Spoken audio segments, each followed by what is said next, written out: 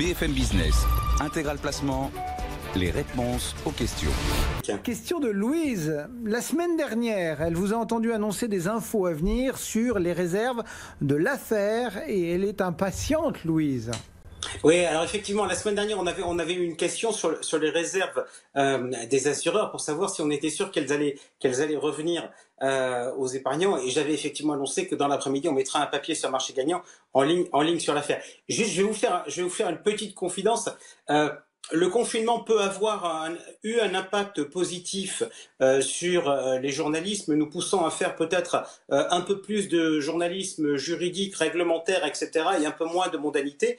Et en fait, ça permet aussi parfois de moins se faire un peu promener par la communication des uns et des autres. Donc, en pratique, vous savez, il y avait l'autre jour l'Assemblée générale de l'affaire, et à l'occasion de cette Assemblée générale, l'affaire a adressé à ses adhérents une communication pour préparer cette Assemblée générale. Cette communication, c'est la lettre de l'affaire. Et l'affaire a une grande force par rapport à la majorité des autres acteurs de la place, c'est que l'affaire fonctionne sur un actif cantonné et que l'affaire est une association. Donc l'affaire offre une transparence de son information bien plus importante que ce que l'on trouve chez les assureurs de la place qui fonctionnent avec un actif général. Alors, ce qu'ont pu voir les adhérents qui ont épluché les comptes, et visiblement, il n'y a pas grand monde qui l'a fait, eh bien, c'est que l'affaire, on le savait, avait fait des réserves. Lorsqu'on avait lu les papiers en début d'année, lorsque le taux avait été publié, l'affaire, visiblement, avait déclaré qu'il n'y avait pas eu de dotation aux réserves. C'est vrai. En revanche, ce que l'on découvre en regardant les papiers, c'est qu'il y a eu une reprise sur les réserves.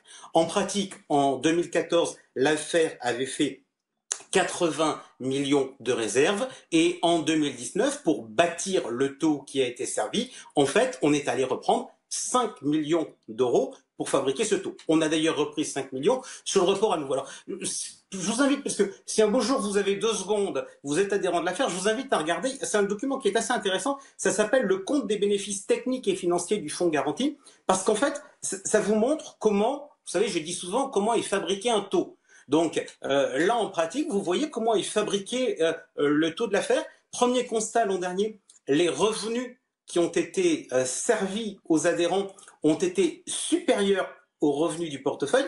Alors, comment c'est possible? C'est possible justement parce qu'on a pris un peu dans les réserves, on a pris dans le report à nouveau, mais vous avez d'autres revenus qui sont distribués, par exemple, à l'affaire. Vous avez les intérêts sur les avances. Quand vous avez un adhérent qui demande une avance, il paye un intérêt, eh bien ça tombe dans le pot commun.